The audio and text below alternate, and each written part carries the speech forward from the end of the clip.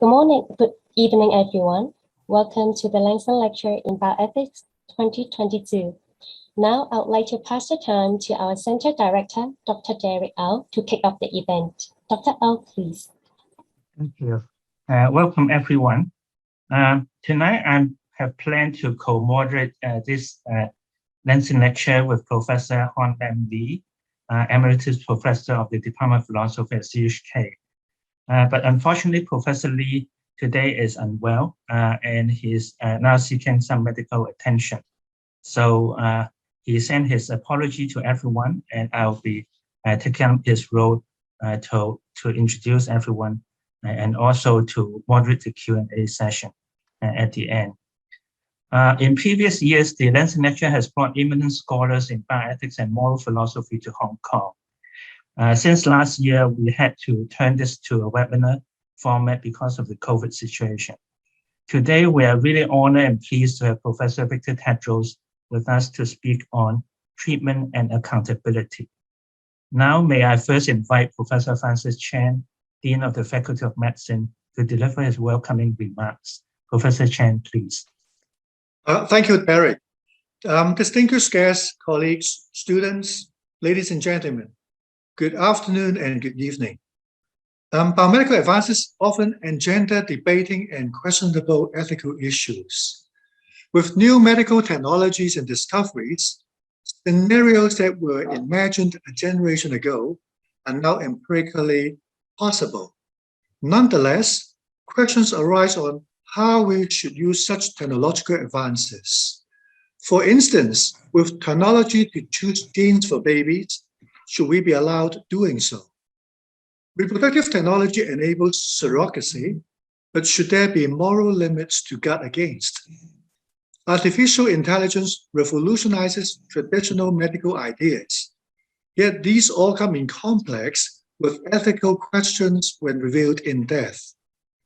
We need to consider medical practices that are morally permissible against those to be prohibited. With the ever-extending average life expectancy across the globe, we also need to study fairness issues on medical resources distribution between the young and elder generations. On top of these, many topics remain controversial, such as abortion, animal experimentation, co-modification of human organs, as well as medical assistance in dying and voluntary euthanasia. To gain insights to questions as such, which are much related to conduct, responsibility, and accountability of people and the society, I believe we may have some idea after today's lecture. And it is my pleasure to welcome you all today. The Lanson Lecture in Bioethics was established in the belief that theoretical examination of bioethical issues can contribute to their clarifications and resolution. It is an annual signature lecture endowed by a benefactor of our university, Dr. Eka Cheng, in commemoration of his beloved mother, Ms. Ten Lan Yu. Since 2016, we have invited prominent moral philosophers and bioethicists to speak on various bioethical issues. And today, we are very honored to have invited Professor Victor Tadros as our speaker, who will shed light on the topic of treatment and accountability. Professor Tadros is an eminent philosopher who has done groundbreaking works in practical ethics.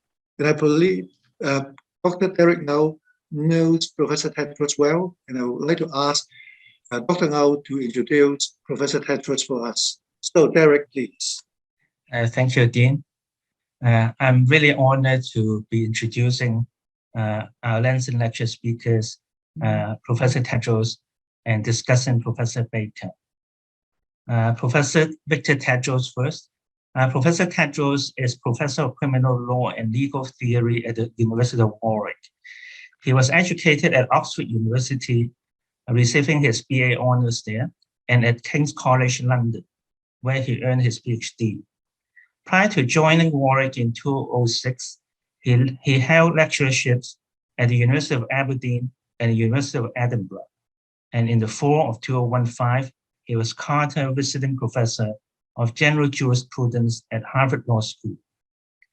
From 2010 to 13, he held an AHRC research grant with Anthony Duff, Lindsay Farmer, Sandra Marshall, and Maximo Renzo to work on criminalization. He held a Leverhulme Major Research Fellowship from 2014 to 2018 and was appointed Fellow of the British Academy in 2018. He is an associate editor at Ethics.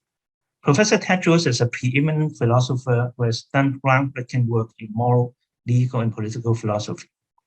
He has written extensively on the philosophy of criminal law, just war theory, and a range of fundamental issues in moral and political philosophy. His papers have appeared in top philosophy journals, including Philosophy and Public Affairs and Ethics.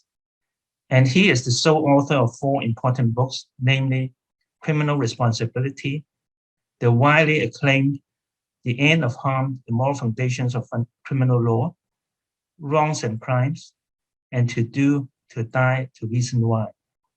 With Anthony Duff and others, he has co-authored The Trial on Trial, Volume 3, Towards a Normative Theory of the Criminal Trial, which is widely read. He has co-edited 7 books.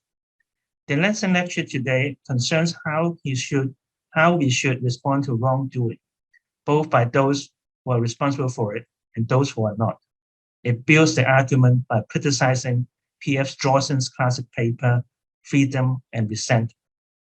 Now I'll pass the mic to Professor Tadros. Professor Tadros, please, over to you. Hello there. First, let me say thanks so much to the organizers of the Lanson lecture for inviting me. It's a great honor to give the lecture. I know that it's a signature lecture at the center, and the other speakers that I'm honored to join in their company. Let me thank Professor Francis Chan and Derek Au for their lovely introduction, and wish Professor Hon Lee all the best in his recovery from his illness. Thanks also to Mei Yi Joey So for all the organization, and to Derek Baker for providing insightful comments, which we're going to hear after my lecture. And I'm just sorry that I can't be in Hong Kong in person, and it's such a shame that COVID has prevented us from all engaging in a more convivial way, but I hope that this is still a successful event, and I'm sure it will be. Okay, so the paper that I am going to give is called Treatment and Accountability, and I hope you have a handout which will help you follow the lecture. So the central question in the lecture is this. In our ordinary interpersonal lives and in our institutional practices, we distinguish between people who are responsible for wrongdoing and people who are not. Our response to wrongdoing varies with responsibility. Roughly, those who are responsible for wrongdoing are held accountable for what they do, whereas those who are not responsible for wrongdoing are to be treated. The question that this paper addresses is, how should these different practices of treatment on the one hand and accountability on the other be distinguished? What are their distinguishing features, and what do they have in common? So think about the criminal justice system, where a great deal of effort is made to determine who is responsible for their criminal offending, where if the person is responsible, they go down one track, the punishment track. On the other hand, if they're found to be not responsible, they're not necessarily just let free. They may be subject to treatment. So that distinction seems fundamental in the criminal law, and every criminal law student studies that distinction. But also in our ordinary interpersonal lives and our professional lives, we distinguish between those who are responsible and those who are not. Think about how you might respond to a colleague who has acted wrongly towards you, where you find out that they're not responsible for their behavior because they were suffering from a mental illness. And so as a result of that, they didn't have control over what they did, compared with a person who is responsible. The reactions are very different. The professional consequences on them will also be very different. And that's true also in our friendships and our interpersonal lives more generally, when we discover that people are responsible for their wrongdoing or are not responsible for their wrongdoing, that makes a profound difference on our attitudes towards them and how we treat them in practice. So fully understanding the distinction between treatment on the one hand and accountability on the other seems incredibly important in determining how we conduct our interpersonal lives, our professional lives, and our profound social and political institutions, such as the criminal justice institutions.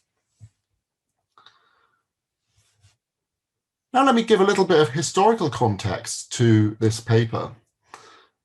To some extent, in the 1950s, many philosophers thought that the relationship between treatment and accountability could more or less collapse. At that point, I think it's fair to say that a lot of people were enthusiastic about what in philosophy we call consequentialism, the view that what matters in determining what's right and wrong and what our social practices should look like are the consequences of what we do.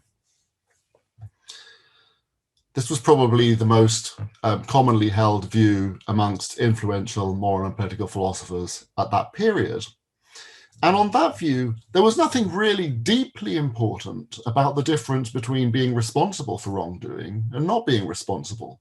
What mattered was designing our institutions in a way that would have good effects. Now, it turns out that something like the distinction between responsibility and non-responsibility might be important because that might determine how we want to design our institutions. So, for example, you might think, there's not much point in giving incentives to people not to behave wrongly if they're not going to be responsible, because they won't respond to those incentives. So punishment is a bit useless when it comes to people who are not responsible, and it's only useful for people who are. And that might help to tell us something about what our institutions should look like. All of that, I think, is like a forward-looking theory, a kind of instrumental theory that just says we distinguish our institutions in terms of what works. There's nothing fundamentally important about the distinction between those who are responsible and those who are not.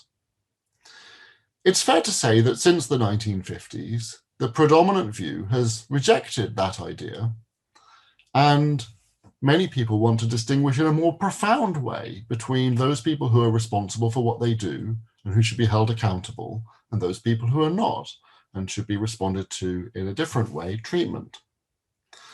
In the 1960s and 1970s, we saw a rise in the view that punishment should be governed by something called retributivism, the view that we should give people the punishment that they deserve.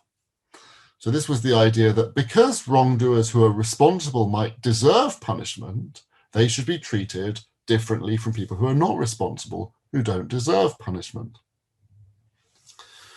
That view, I think, is still probably the most common view held amongst criminal justice scholars today, and it's had a profound influence on the way in which criminal justice institutions work. And this view that desert is very important has played an extremely profound role also in social attitudes towards wrongdoing. People want to see wrongdoers punished because they deserve it, but only on condition that they're responsible for their wrongdoing. Now, perhaps the most important paper ever published on the distinction between treatment and accountability was Peter Strawson's influential essay, Freedom and Resentment. I think it's probably fair to say that this paper is amongst the 10 most influential philosophical essays of the last 100 years. It's been cited thousands of times, and I think it set the agenda for the philosophy of responsibility and punishment since its publication. I looked on Google Scholar this morning and it has, I think, 5,000 citations on Google Scholar, and that's almost certainly a massive underestimate. That paper involves a contrast between what I would be calling accountability, on the other hand, treatment. And here is the contrast that Strawson draws. On the one hand, we have accountability, and accountability involves moral emotions such as resentment, indignation, gratitude, and forgiveness. These emotions or attitudes are all central to accountability practices. On the other side, treatment involves taking an objective stance towards a person, where non-responsible people are to be managed and trained rather than responded to with the emotions that I just pointed to with respect to accountability. They're not to be resented or suffer indignation, gratitude, or forgiveness. Rather, they are to be managed and trained through an objective attitude. I'm going to lay out Strawson's view in a little bit more detail in a moment, but let me just tell you something about the conclusion of my talk, which is going to be that Strawson is mistaken about both sides of the contrast between treatment and accountability. And understanding where he's mistaken, I think, will help us to see more close relationships between treatment and accountability than Strawson saw. I'm still going to argue that there's an important fundamental difference between the treatment of those who are responsible and those who are not. But that difference is going to be more subtle than the one that Strawson thought. It's more to do with the subject matter of the conversations that we might have with those who are not responsible, rather than to do with the way in which the conversations are had or the kinds of relationships we have with those who are non-responsible. So the important thing is going to be that there's some of our conduct which we're not responsible for, and because of the way in which it relates to us as people, the subject matter of the conversation that we have is about something else when it comes to that kind of conduct, when compared to conduct we're responsible for. But the way in which we engage with non-responsible people and responsible people, I'm going to suggest, is much more closely related than Strawson thought. And I'm going to suggest that this is true partly because of ways in which we appropriately think about those who are not responsible, including those people who suffer from severe mental illnesses, those people who suffer from severe cognitive disabilities, as well as small children and other people who might not be responsible for what they do. Okay, so Strawson's general picture involves a contrast between the attitudes that we have to psychologically normal adults with respect to actions done with the appropriate intentions and so on, where resentment, indignation, gratitude, and forgiveness is appropriate in response to their conduct. And that's contrasted with the objective attitude. I'm going to read a passage from Strawson's Freedom and Resentment, which is on your handout, which is going to give you a little bit more detail about what Strawson thinks. Here is Strawson on the objective attitude. To adopt the objective attitude to another human being, Strawson suggests, is to see him, Strawson always uses him, perhaps as an object of social policy, as a subject for what, in a wide range of sense, might be called treatment, as something certainly to be taken into account, perhaps precautionary account of, to be managed or handled or cured or trained, or perhaps simply to be avoided, though this gerundive is not particular to cases of objectivity of attitude. But it cannot include the range of reactive feelings and attitudes which belong to involvement or participation with others in interpersonal human relationships. It cannot include resentment, gratitude, forgiveness, anger, or the sort of love which two adults can sometimes be said to feel reciprocally for each other. If your attitude towards someone is wholly objective, then though you may fight him, even negotiate with him, you cannot reason with him. You can at most pretend to quarrel or to reason with him.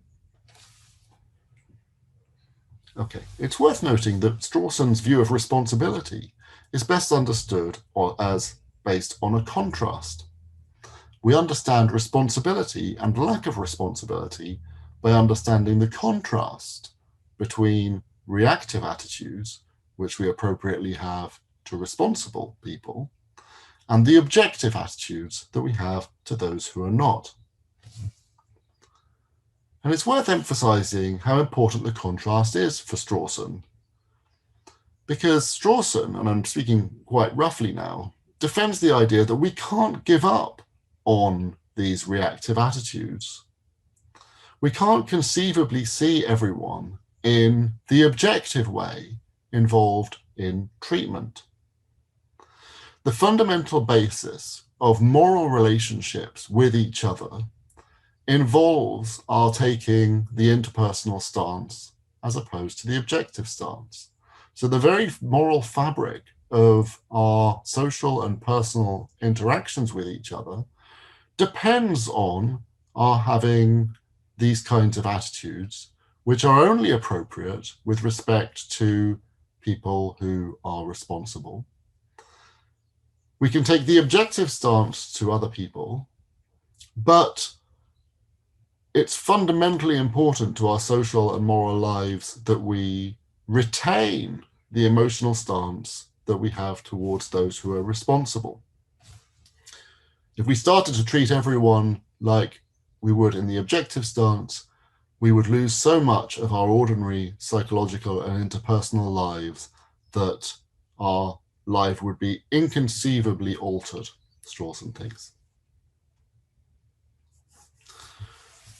Okay. I now want to raise 3 doubts about Strawson's view about the objective stance that he thinks we should take towards those who are not responsible. The first comment is that when we think about the word objective with respect to another person or being or agent, it seems like the natural contrast is with the subjective or intersubjective stance. So when we say we're taking an objective stance towards someone, rather than a subjective or intersubjective stance, we're raising a natural contrast between 2 ways of treating an individual. But if that's right, Strawson seems to imply that an intersubjective stance is inappropriate for those who are not responsible. And that, I think, cannot be right. Many beings who are not responsible have a psychological perspective of their own. They have a way of seeing the world of their own. And when we interact with beings who are not responsible for what they do, it's important both for practical reasons and for ethical reasons that we adopt the stance, or try to adopt the stance, of those we engage with. So when we engage with small children or the very severely cognitively disabled, or people who are involuntarily addicted, or people who suffer from very serious mental disorders, it's essential in our interactions that we try to see the world from their point of view and their perspective. We don't simply treat people like that as objects to be manipulated and controlled. Rather, we see things from their point of view. And that, it seems to me, is essential for appropriate ethical concern about those individuals. So I think it's quite mistaken of Strawson to describe the stance that we take to non-responsible people as objective, where the natural contrast is a subjective one. On the contrary, I think taking the subjective stance, the stance where we see things from the point of view of others, is essential to the way in which we respond to those who are not responsible for their conduct. Secondly, Strawson thought that the appropriate response to those who are not responsible was training. Well, that was one of the things he thought was appropriate. And he seemed to imply then that training was in contrast not the appropriate response to those who are responsible. However, I think it's quite appropriate often for people who are responsible for their conduct to be given training. Training, I think, involves engaging with a person's agency in order to get them to respond to triggers of their conduct in an appropriate way. And that seems to me quite appropriate for both people who are responsible and who are not responsible for their wrongdoing.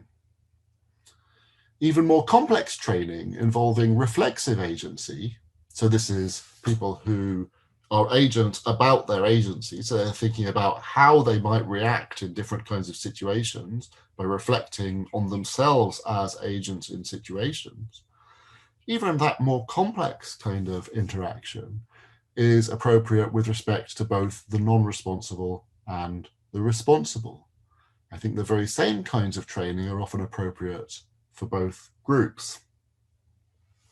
So for example, we might encourage a person who loses their temper a lot to think about the triggers of why they lose their temper, to work on their responses to these triggers, and to try to behave in a way that is less like that in the future. And those interactions seem to me quite appropriate with respect to both those people who lose their temper a lot and who are responsible for doing so, and those people who lose their temper a lot and who suffer from more severe cognitive disabilities, say, and who are not responsible for losing their temper in this way. Often both groups are quite capable of complex reflective agency and so can control their behavior through this kind of engagement. I think there is nothing distinctive when we compare the training that we offer to people whose responsibility is compromised, such as children or those who suffer from mental disorder, and the kinds of training we offer to those who are responsible. So I don't think that this distinction about training is actually a distinction between treatment and accountability. It's something that can occur in the context of both accountability and treatment. Thirdly, Strawson thought that it was inappropriate simply to manage those who are responsible for their wrongdoing, but that it might be appropriate to manage those who are not responsible for their wrongdoing. He thought that whilst we can, in a local way, sometimes get into the mindset of managing those who are responsible, we couldn't do this in a much more global way, and that the distinction between accountability and managing people was fundamentally at odds with each other. So there were two ideas that were fundamentally at odds with each other. But I think these things are not fundamentally at odds with each other. I think we can integrate quite fully both management and other elements of accountability into the same process. Here's a variety of different things which we might call management, which apply to responsible and non-responsible wrongdoers alike. Think about locking your doors at night as a way of preventing crime. That's just managing people who might commit crimes by breaking into your house. And you might lock your doors without thinking at all about whether the people who are going to break in will be responsible or not responsible for what they do. We're not then engaging with people to try to prevent them from acting wrongly. We're just locking our doors. It's not as if when it comes to responsible people, we just have to put up signs and say, please don't break in. We can just lock our doors. We might stay out of the way of people who are likely to wrong us. We might act in self-defense against people who are likely to wrong us. And again, we can do this with respect to responsible and non-responsible wrongdoers.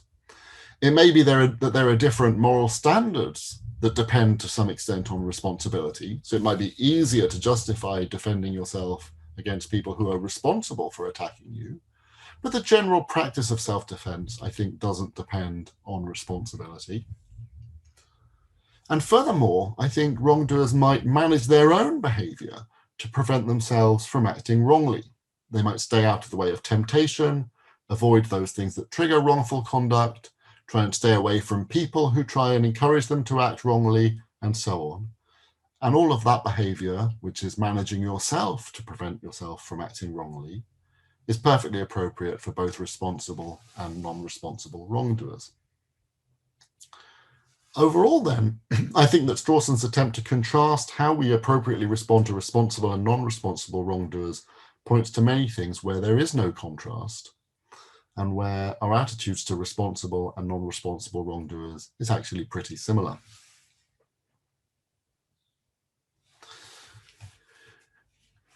I now want to point to a more fundamental distinction between that's within the kind of realm of how we respond to responsible wrongdoers, to show how we should think about the relationship between responsibility for wrongdoing on the one hand and the appropriate response to it on the other. So Strawson thought, and many people following Strawson have thought, that there's a very close and profound relationship between the idea of being responsible for conduct and the kinds of interpersonal practices that are appropriate. But I tend to think that that is, at least to some degree, mistaken. In the old days, when the relationship between treatment and accountability was collapsed, which I pointed to you at the start of the lecture, people just took an instrumental view about how to respond to wrongdoing. And I think that we should get away from that, that when we respond to wrongdoers, we should take seriously responsibility as such. It matters as something in itself over and above just the effects of our practices. So in that way, my views are aligned with Strawson's. But when we think about how we respond to wrongdoing, we should think of two sets of norms that apply to our practices. On the one hand, we have process norms, and on the other hand, we have content norms. The process norms are like this. When we engage with people, we should engage them in a process which they can participate in the appropriate way. And sometimes we change our processes because of different capacities that people have. So for example, you only try and reason in a certain way with people when they have the capacity to respond to your reasoning. We engage with people in an emotional way when they're capable of having the relevant kinds of emotions and so on. So certain capacities that people have alter the way in which we interact with them. We should only interact with people in a way that they're capable of responding to. So those are the process norms. On the other hand, we should think that there are content norms. When we engage with people in certain practices, we should make sure that the subject matter that we're talking about is the right kind of subject matter. Now, accountability, I think, has both process and content norms that apply to it. When we hold someone accountable for their conduct, we engage with them in a certain way about what they've done. We reason with them about the reasons that they have and that apply to them. So that's the process. And we engage with them about something which is the right kind of thing, something that they're responsible for. And I tended to think that Strawson, to some extent at least, has failed to attend to that distinction. Here's a way of making it crystal clear. Think about two cases. One of them is called past responsibility. In this case, we have a person called Harry, who was a fully autonomous and rational agent at a certain time T, when he stole £50 from Beth. So he was fully rational when he stole the money. But much later, when others discovered that he did this, Harry now suffers from acute dementia and is incapable of remembering what he did or adequately responding to the reasons that he had not to steal. So Harry satisfies the process norms. So Harry does not satisfy the process norms that are needed to be held responsible for wrongdoing. He does satisfy the content norms. He's done something that he's responsible for. And so there is subject matter here, which we could engage with him about were he capable of engaging about it, but he isn't. Harry, in this case, is responsible for what he's done in virtue of having done it voluntarily without coercion and so on, but there's no appropriate practice to hold him responsible for what he's done. He satisfies the content norms, but not the process norms. Now contrast future responsibility. In this case, Harry stole £50 from Beth at time T, when at that time he was suffering from a severe form of psychosis. By the time this is discovered at a later time, T2, he's received very effective treatment and now has normal, autonomous, and rational capacities.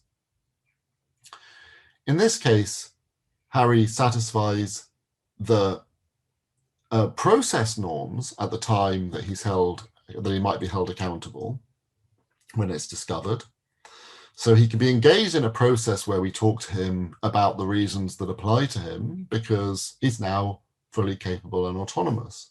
But he wasn't responsible for stealing the £50, so he doesn't satisfy the content norms needed for accountability. So he's capable of understanding reasons, and it's true that reasons applied to him when he stole the £50. He did something against what he had reason to do when he stole the £50, but he wasn't capable of responding to those reasons in the right way that made him responsible, and so he's not responsible. So I tend to think that Strawson overestimates the relationship between the processes on the one hand and the content of responsibility on the other. When it comes to whether people are responsible, I think that what matters is just that the conduct is attached to them in the right kind of way through their autonomous agency or something like that to make them responsible. And that this is not so fundamentally connected to the idea of holding people responsible in the way that Strawson thinks, and in a way that a lot of the literature on responsibility since Strawson has assumed. Okay, given all of this, I think we might then think that this is an attractive way of understanding the relationship between the responsible and the not responsible. We might think that accountability has a fundamentally backwards-looking dimension. When we hold people accountable, we look back at their conduct and we think that that has fundamental importance in itself. Whereas when we're treating people, all we care about is the forward-looking. All we care about is trying to make things better for the future. So when it comes to accountability, we're taking seriously the past as such, which has moral significance as such. Whereas when it comes to treatment, you might think, we don't take the past seriously as such. The past might be just an indication of what's likely to happen in the future, and we have a reason to respond to the wrongdoing just to make things go better in the future. Unfortunately, that which seems on the surface of it attractive is also, I think, crude.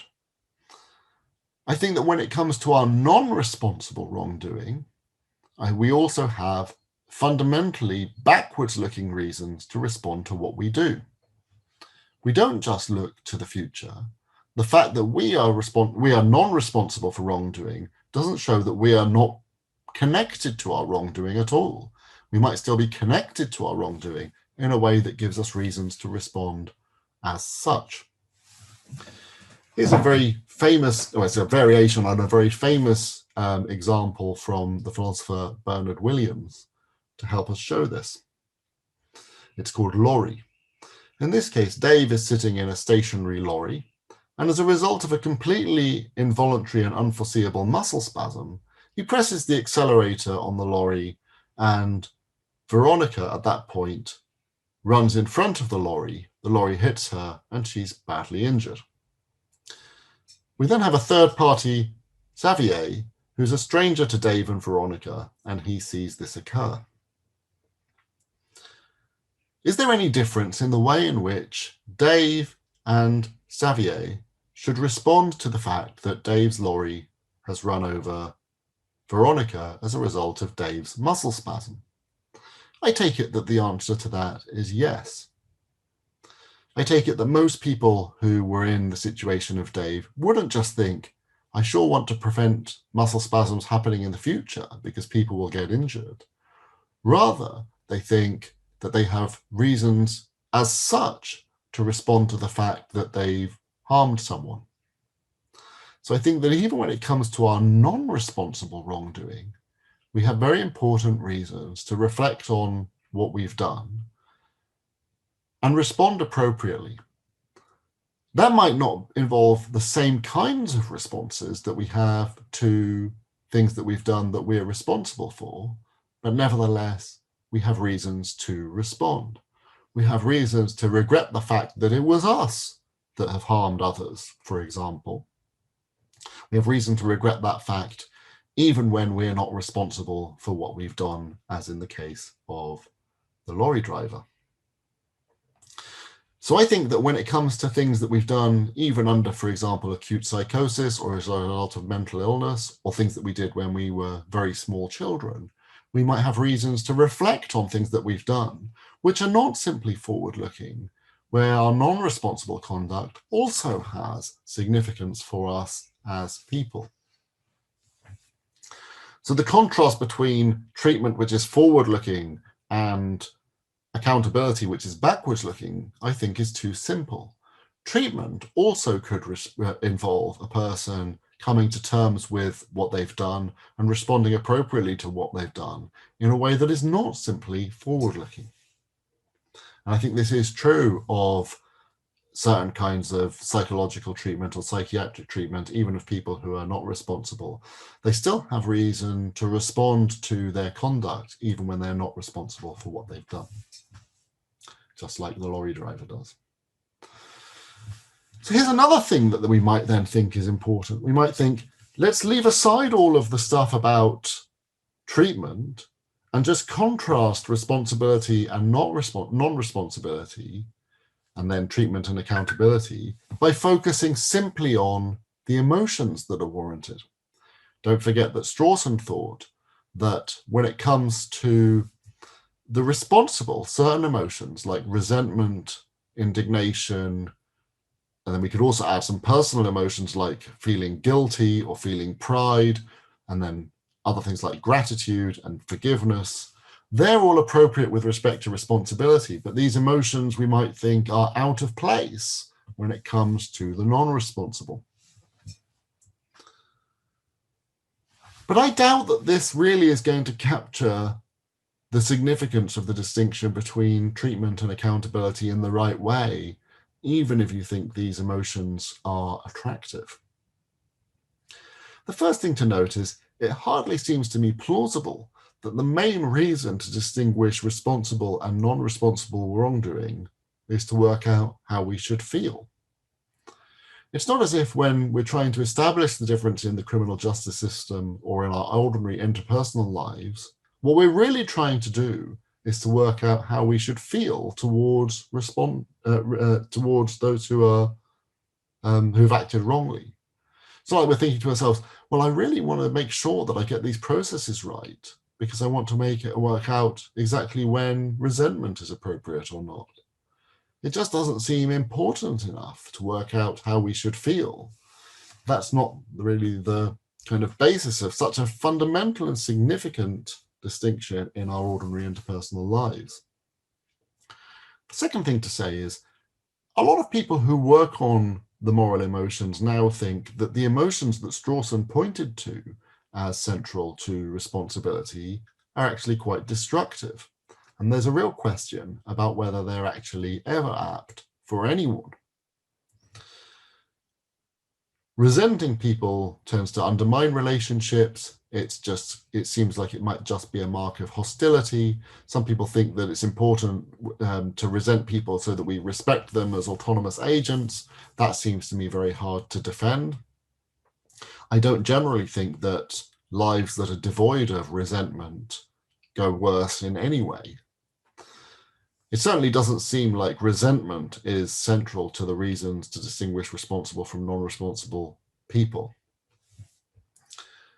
And a third thing to say is that people often hold each other to account and treat each other as responsible without engaging these emotions, at least not the ones that Strawson pointed to. Here's an example. I call it mutual spite. In this case, we've got two brothers called Barry and Carl, who have been extremely spiteful to each other, rather, not for good reason, and over a long period of time. Each is as bad as the other, each has often acted without adequate justification, and both are responsible for escalating the conflict between them. So these are brothers that just really don't get on. Each has acted wrongly over a long period of time, and so their mother brings them together to talk through their conflict and to try to resolve it. Now I take it that if they talk to each other in the right way, in a way that might help them to resolve the conflict, that might involve recognizing that each other is responsible for the wrongdoing. Each has to recognize their own responsibility for escalating the conflict and respond appropriately. And each would be right in pointing out the wrongs that others have inflicted on them. But because they're as bad as each other, many of the emotions that Strawson thought were central to responsibility seem unwarranted. It's not right for Barry and Carl to resent each other, given that each is as bad as the other. So here's an interpersonal engaged practice which takes responsibility very seriously. Each person is holding the other responsible for what they've done. Each is recognizing that they are agents and that the other are agents in the conflict.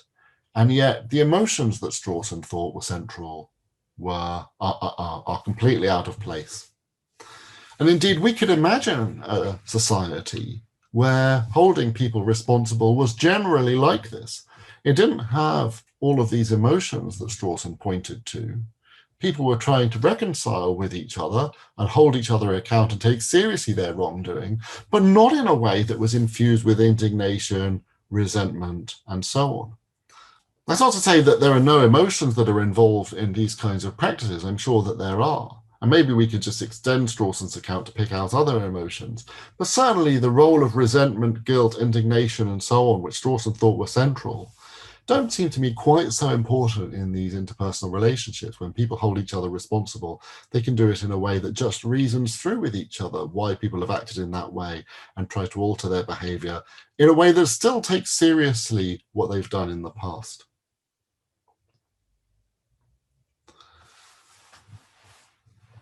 Okay, so I've primarily given lots of reasons against Strawson's views of the distinction between treatment and accountability. Treatment and accountability have many things in common. Treatment involves engaging with people as agents. It involves seeing things from their point of view. It involves understanding their psychological and emotional lives. Both treatment and responsibility involve responding to triggers and incentives that people might have to act wrongly. They both have a forward-looking dimension, I think, where we try to get people to react better in the future by thinking about what they've done in the past. So both of them could involve management, both of them could involve training of the kinds that Strawson thought were distinctive for non-responsible people. Both of them, I think, have a fundamentally backwards-looking dimension in that both responsible and non-responsible people have reasons to respond to what they've done that aren't just reducible to thinking about how to be better in the future, where what we've done in the past matters as such and has importance as such. So the relationship between treatment and accountability, I think, is much closer than Strawson and much of the subsequent literature suggests. So then what is the contrast, if any, between treatment and accountability? I think there really still is a contrast. And I'm just going to make a few remarks about how to set it out. I think the first thing to start with is the subject matter of accountability when compared with treatment. So earlier I pointed to both process norms and content norms. I think the processes that apply in treatment and accountability are actually very similar. We take people seriously as agents. We try to engage them insofar as they can by getting them to respond to reasons that they have. We engage them in their emotional lives when they're capable of sharing those emotions with us, and so on. But the subject matter, I think, is quite different. The most important thing when it comes to accountability is that what we're talking about is conduct with which people really are responsible. So conduct that people are, in fact, responsible for.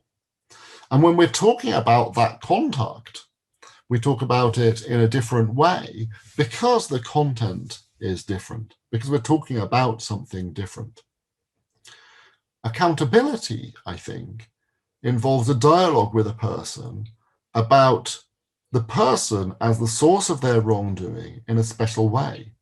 When people are responsible for what they've done, their conduct attaches to them in a special way as a person. And responsibility alters the subject matter of the dialogue then between those who engage with wrongdoers and also with wrongdoers themselves. And that also changes the appropriate way in which that conversation is had.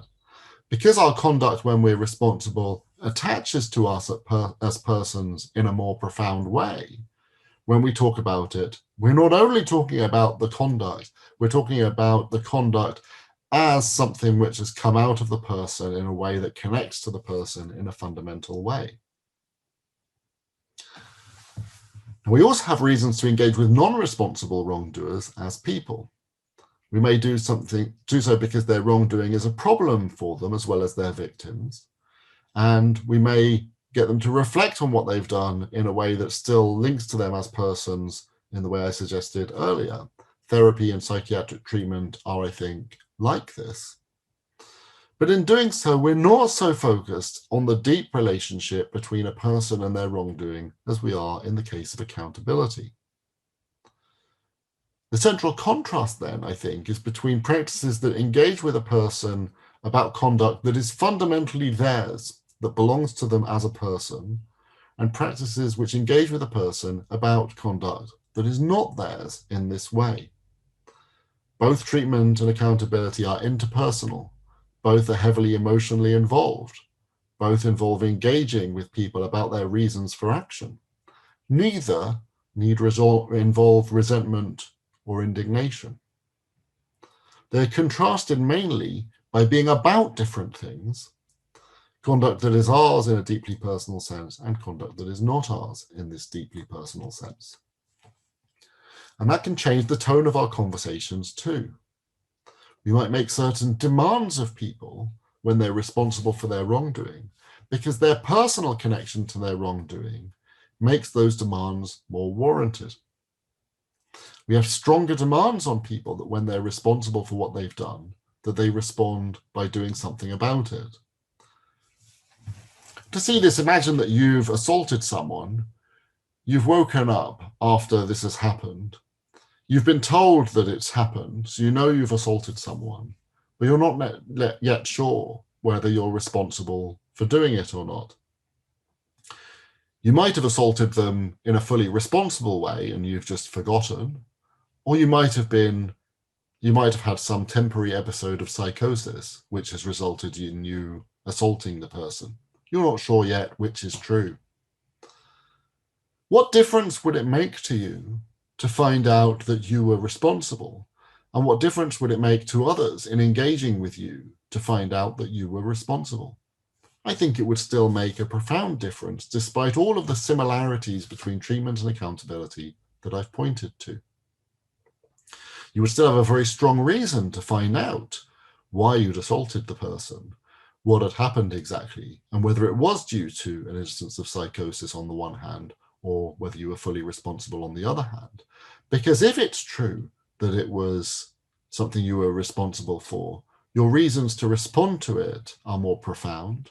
And I think your duties to do something about it are often much more profound.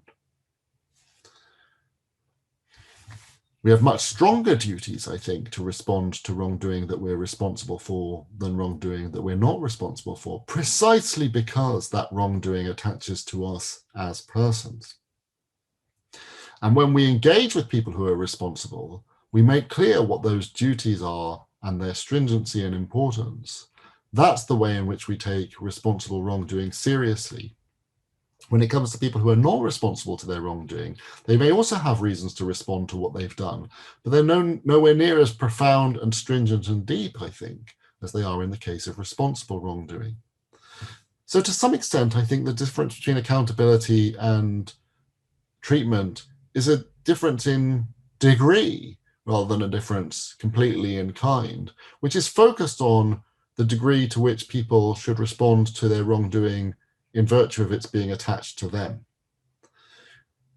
So those in the 1950s who sought to collapse the distinction between treatment and accountability, I think, went too far. They thought that everything was just about the forward-looking. In contrast, I think actually a lot more in both treatment and accountability is backwards-looking.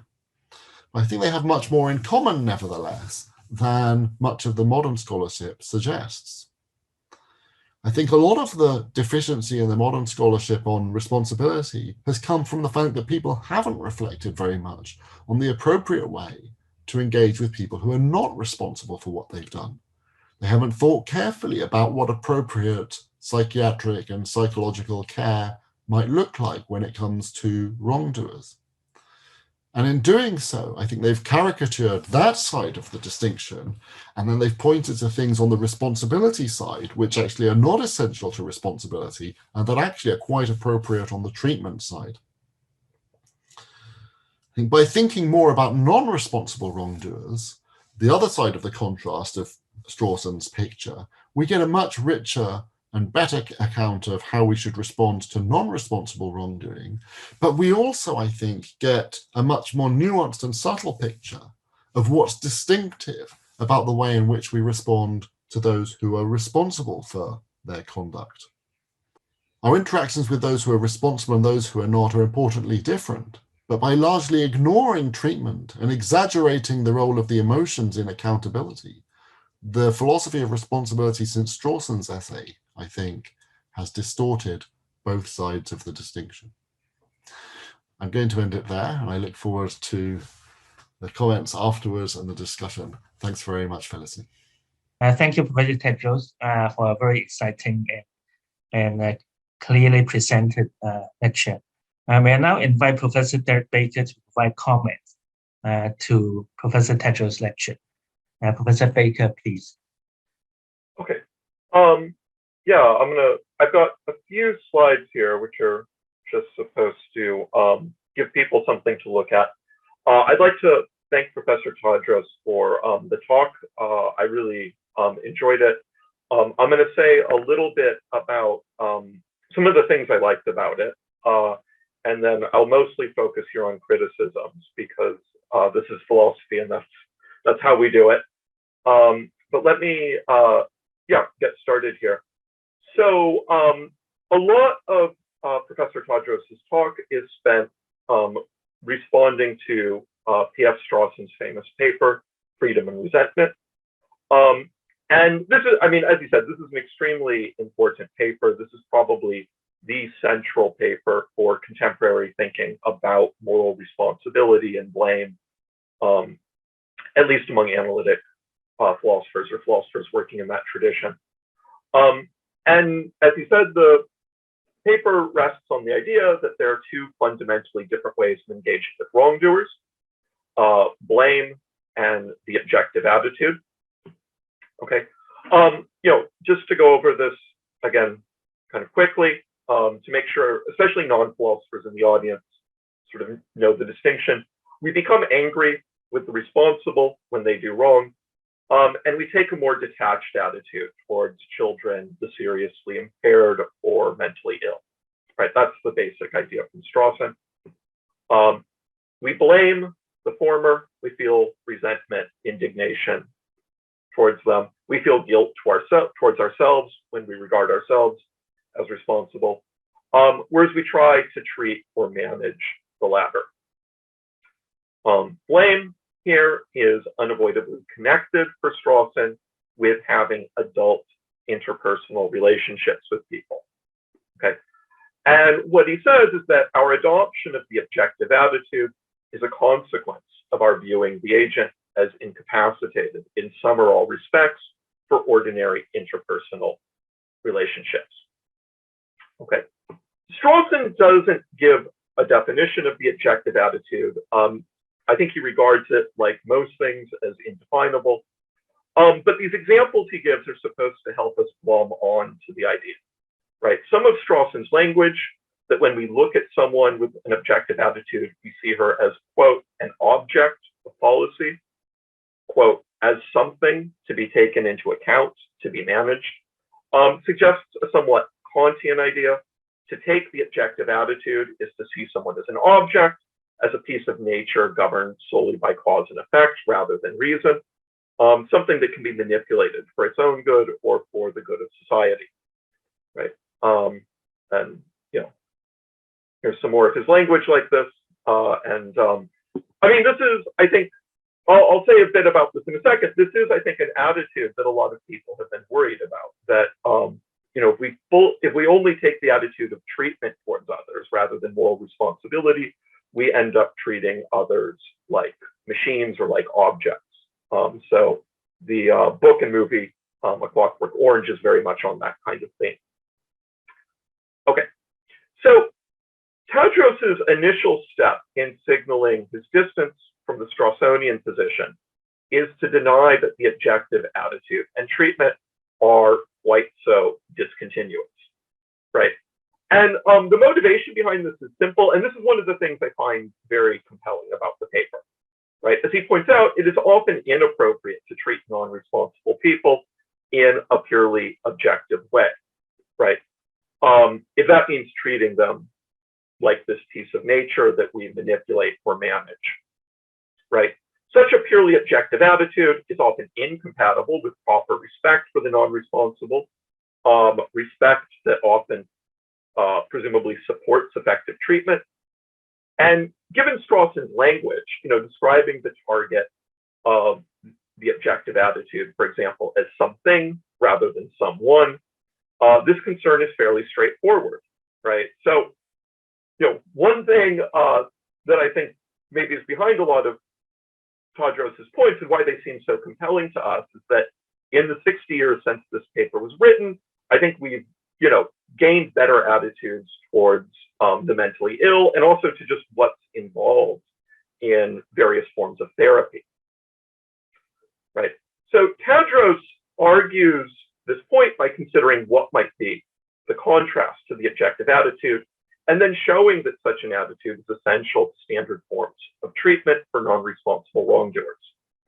For example, the opposite of taking the objective attitude might be understanding them intersubjectively, but that is to consider the wrongdoer's point of view in relation to the point of view of others. And it goes without saying that treatment of the wrongdoer will often require that, right? I mean, parents know that moral training depends both on seeing the situation from the child's point of view and getting the child to see things from the point of view of the other child whom she just bit. Okay.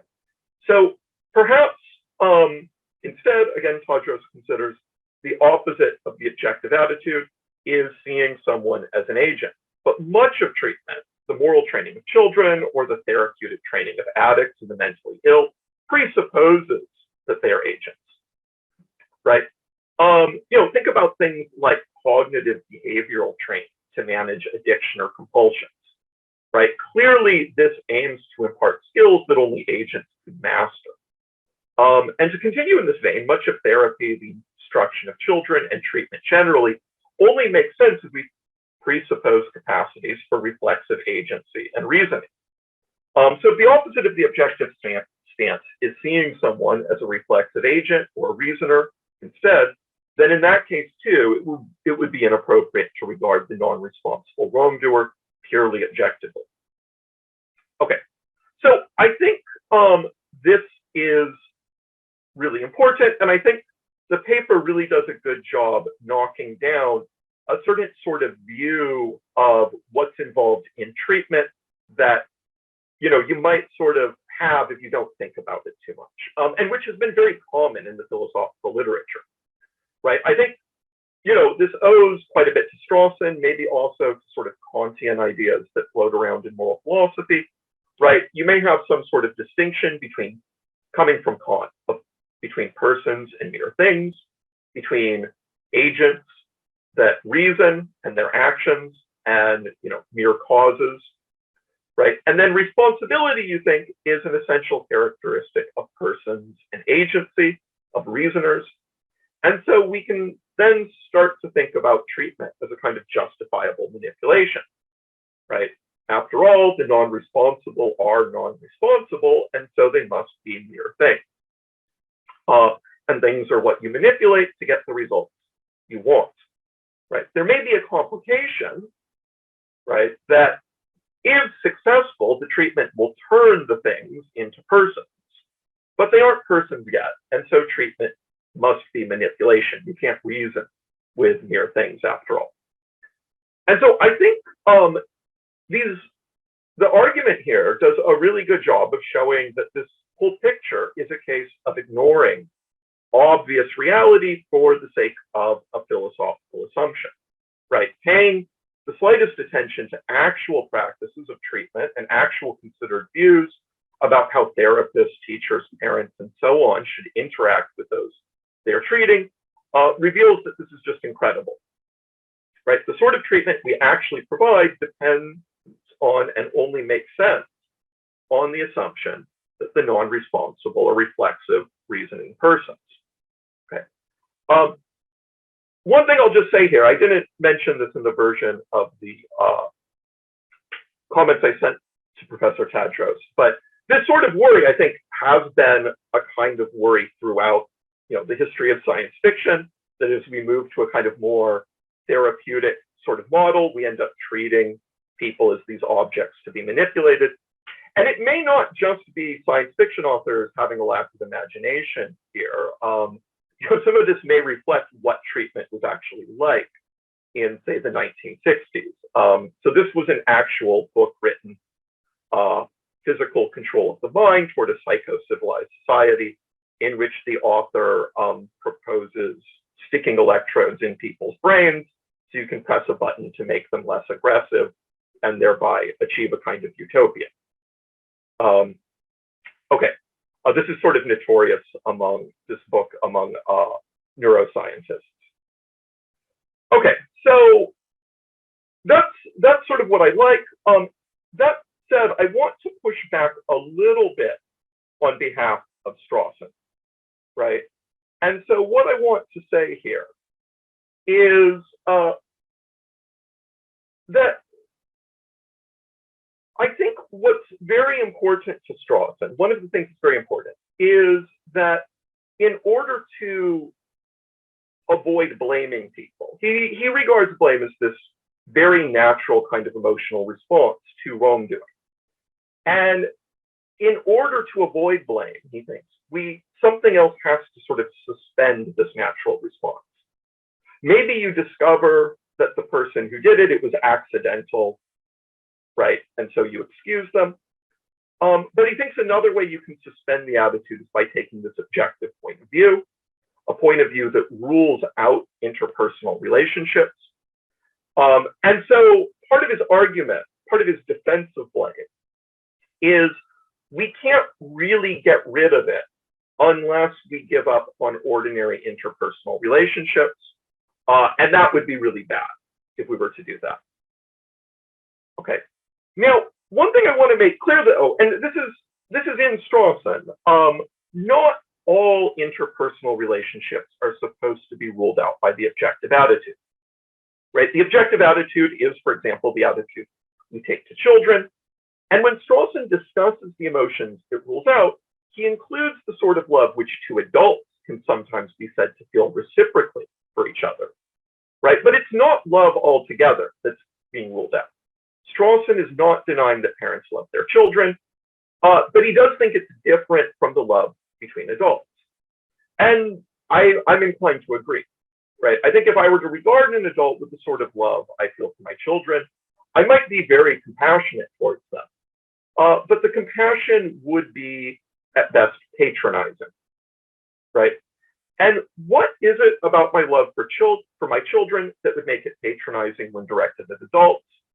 I think it's helpful here to look away from Strawson's focus on the reactive attitudes and look a little bit at what he presents as their underlying rationale, right? He says the reason why we feel these attitudes, resentment or indignation, is it's just a consequence of how much we actually mind, how much it matters to us, whether the actions of other people, and particularly of some other people, reflect attitudes towards us of goodwill, affection, or esteem on the one hand, or contempt, indifference, or malevolence on the other, right? In general, what others think about us matters to us a lot. And so resentment for Strawson is so natural because we find the attitudes expressed by wrongdoing deeply wounding, right? But it's inappropriate, and I think this is part of his idea, for the most part, to be wounded by the ill will of children, right? As my wife periodically reminds me when our children insult me, They do this less as they get older. I guess they'll turn into teenagers and then we'll do it more again.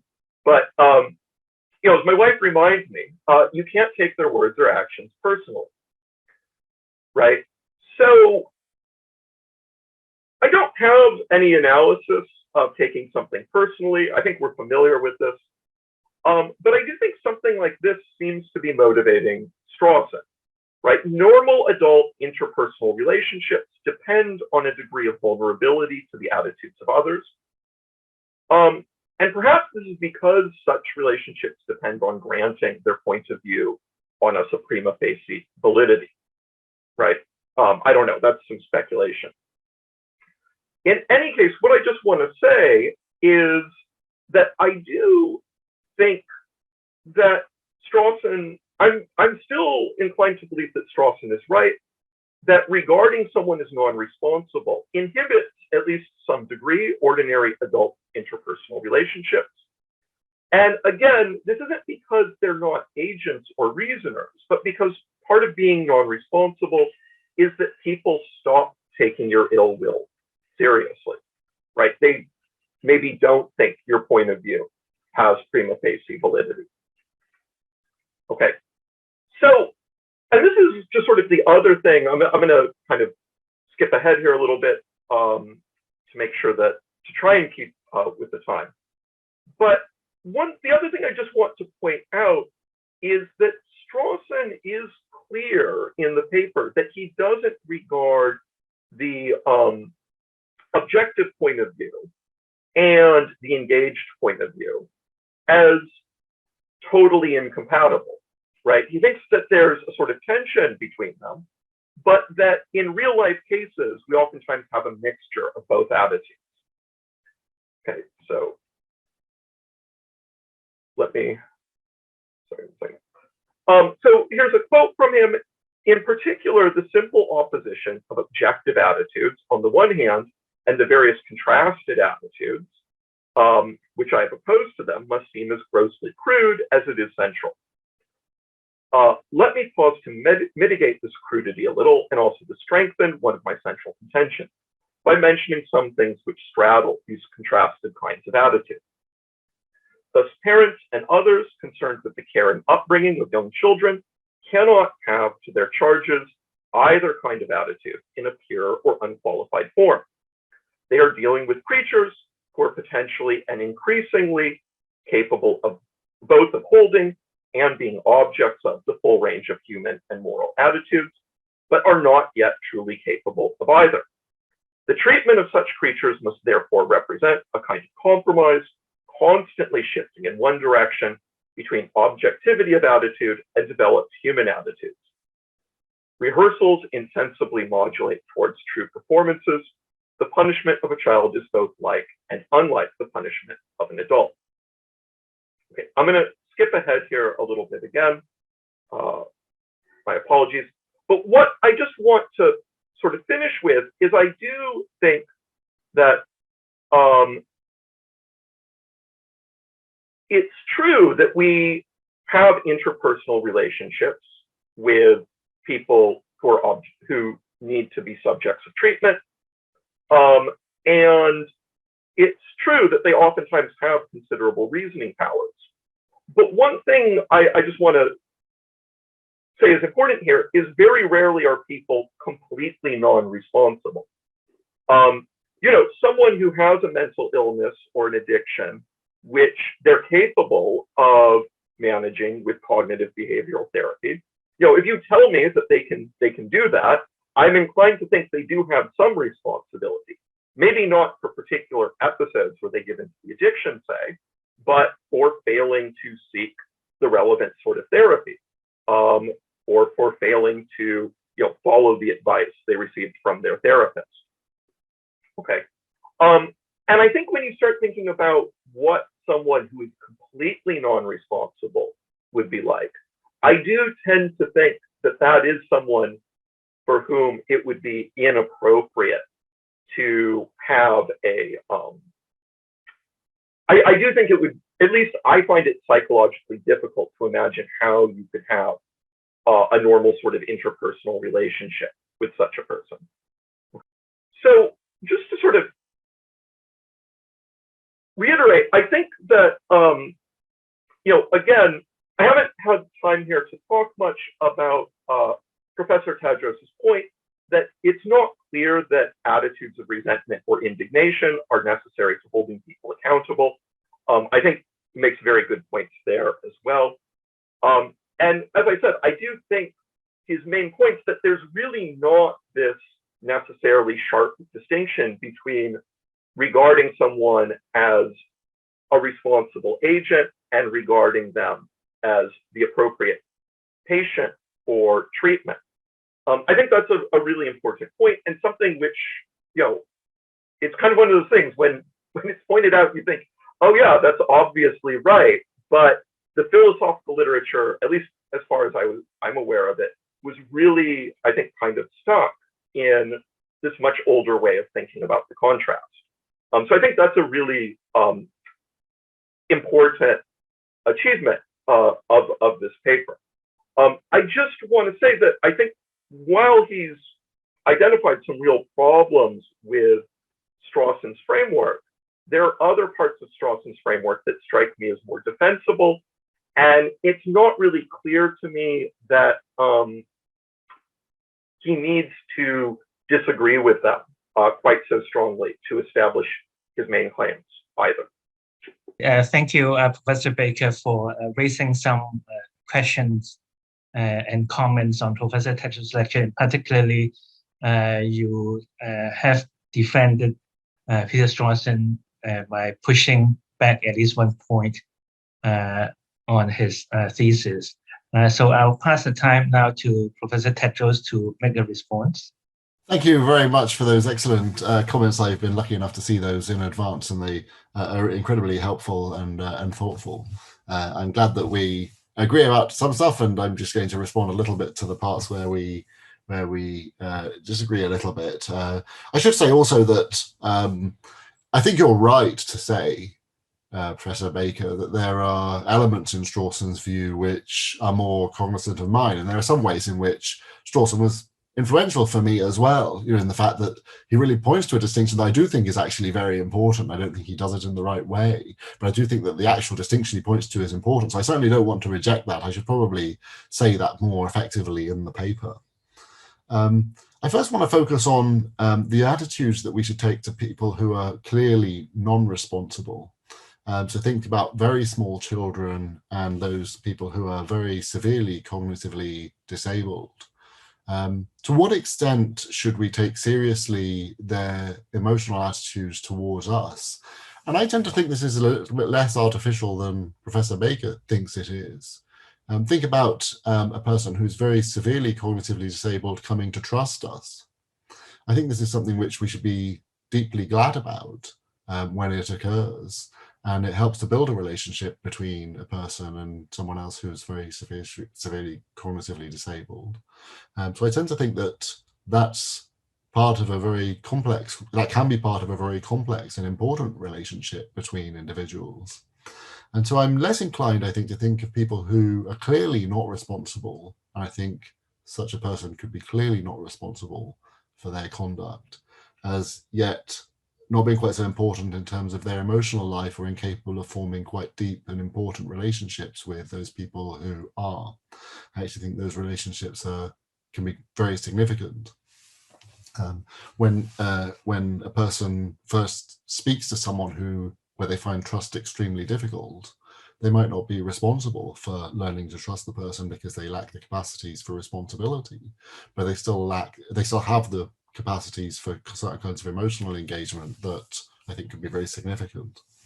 So that's one area where I thought, and I think the same thing with respect to children. I think Professor Baker is more inclined to think of the relationships we have with our children as where we don't mind quite so much. In the written comments he had, the child that says to you, look, I love you, but I love mummy more, and you're not supposed to take this to heart. And I kind of think you don't, but partly because it's a bit of a joke too.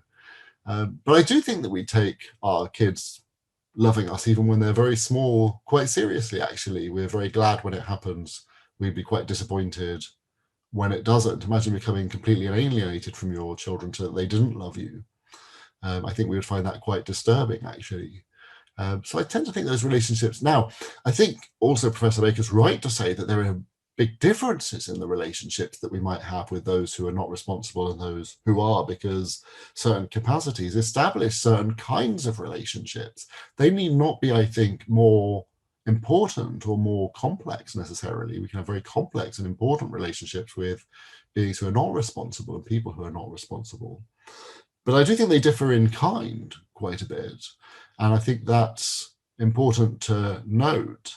But I do think in terms of taking seriously, if it was a question of degree, then I don't see the contrast quite so profoundly in that case.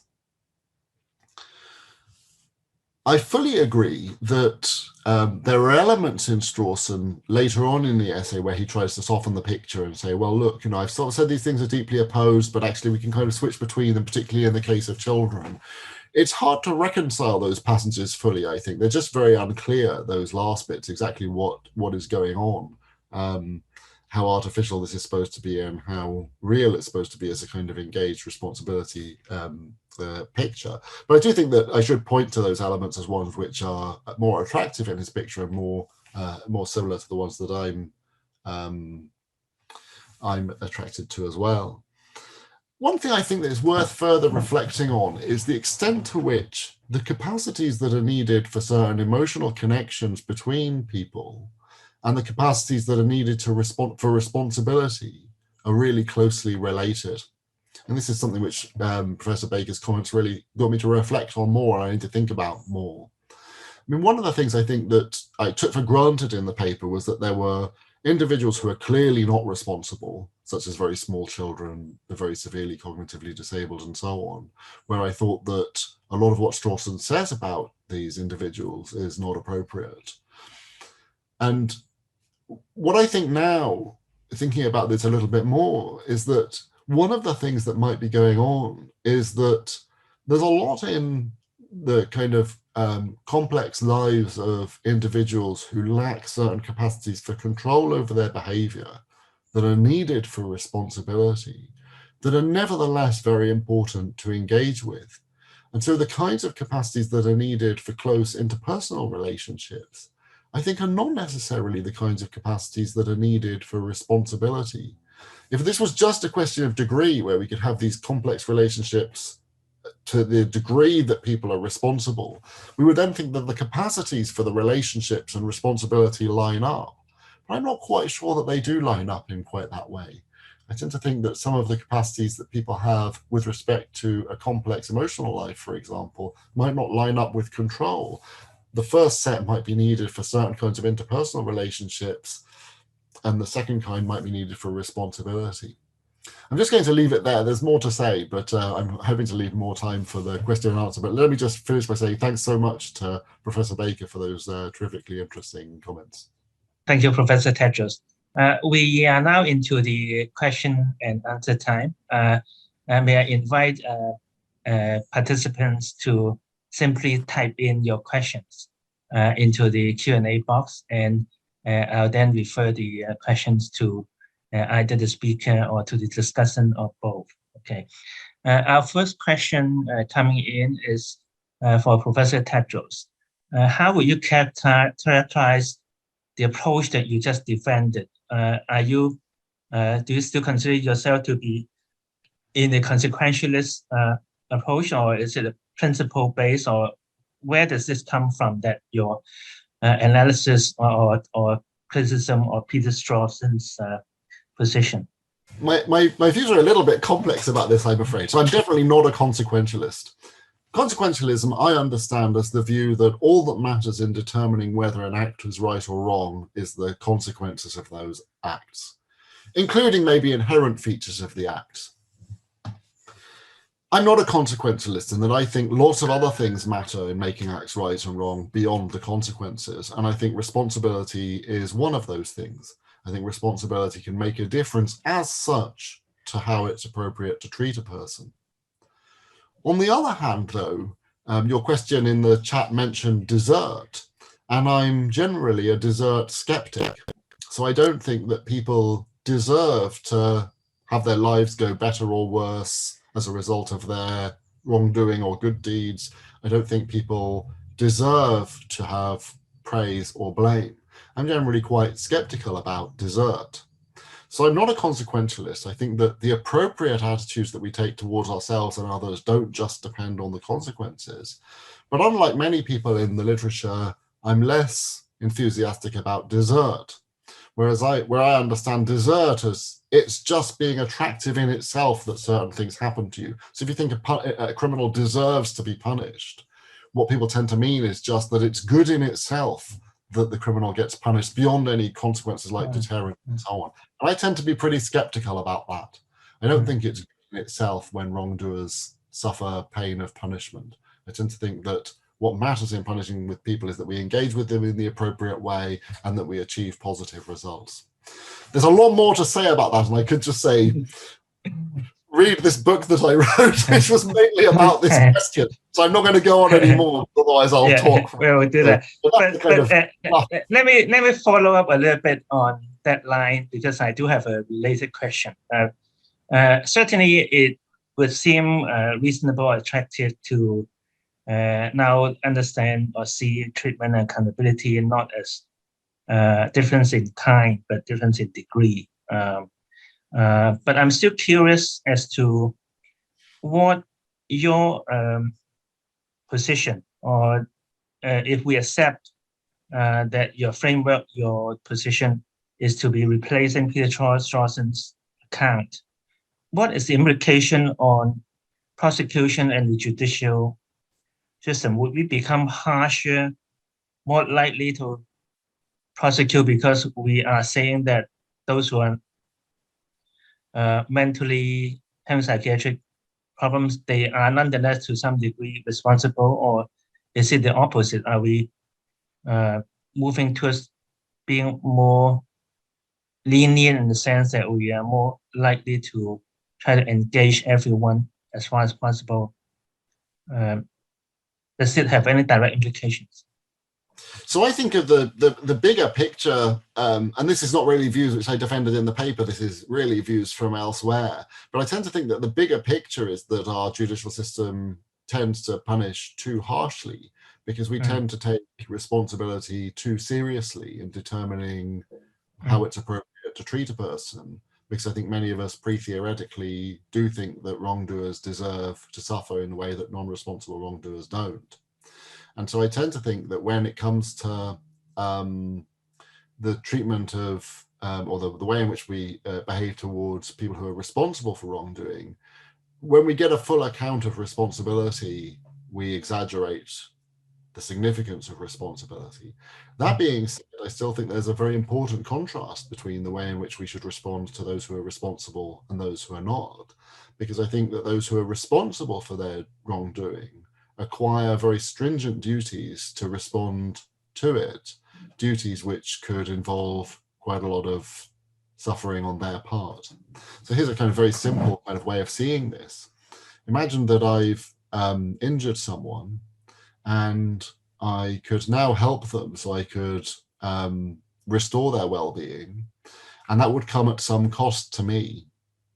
I tend to think that if you're responsible for wrongdoing, you have to bear extremely significant costs to restore the person back to their level of well-being. And that helps to justify punishment, I think, and there's complex reasons why, but I think it helps to justify a deterrent system of punishment. When if you're, in the contrast case, when you're not responsible for wrongdoing, I think those duties are much less significant. You have to still bear costs, I think, to help the person, but much less so. And so our inclination to harm a person for the sake of others when they're not responsible, I think, is much weaker. So I tend to think that we should generally ratchet down punishments, but when it comes to the contrast, it's still important to maintain it, and it's important to maintain different systems to deal with responsible and non-responsible wrongdoers. Does that help? Thank you. My other question is for Professor Baker to clarify whether you did accept Professor Tadros' point that resentment and indignation is not or should not be part of the requirement for holding someone responsible. I definitely think it doesn't need to be part of holding someone responsible. I think whether it should be is just a really complicated question. I'm not prepared to defend a position on that. Yeah, okay. I asked that partly because from my background in healthcare, this is a question that sometimes comes up when we have medical errors or medical incidents happening, harming people. And of course, in the modern healthcare system, we like to hold the clinician responsible and accountable for what they did to the fair extent that they are able to avoid it. And yet, all the time we are teaching both students and colleagues that really the emotion part should be taken out of it as far as possible. That is, we look at the harm and the responsibility in a way that we want to use the accountability system to improve for the future. So holding someone accountable in that sense is not looking back, it's looking forward as well in that context. So of course, I'm aware that this is not really the same as in criminal considerations, right? But there's some certain relevance to that application of the concept of accountability. Any comments from Professor Tadros on how we may hold people accountable? I'm very enthusiastic about the fact that you try and hold people accountable and respond to what they've done without some of the emotional baggage that sometimes goes with this. On the other hand, I mean, and when it comes to the medical profession, I think being primarily forward-looking is okay as well, in that I don't think that it's the role of the medical profession to determine how people who've acted wrongly and are responsible for it should respond to their wrongdoing, other than by correcting their behavior and improving in the future, unless it's, for example, disciplinary councils or whatever, which might really do their job, and then it might have more of a backwards-looking dimension. However, although I think that it's true that resentment and indignation are often unhelpful and destructive, I do think that engaging with people and getting them to take seriously their responsibility for wrongdoing in a way that has a strong backwards-looking dimension is actually really important. I think when people understand how well their own lives have gone and taking seriously their own conduct and biography, thinking seriously about what you're responsible for, both good and bad, is actually the essential part. So when you think about you know, as I say, I really like to think about these kind of cases where you don't know. So you know you've behaved wrongly, you know you've ended up with a patient dying, but you don't know whether you were responsible or not. I think you have extremely strong reasons to find out that are not just forward-looking.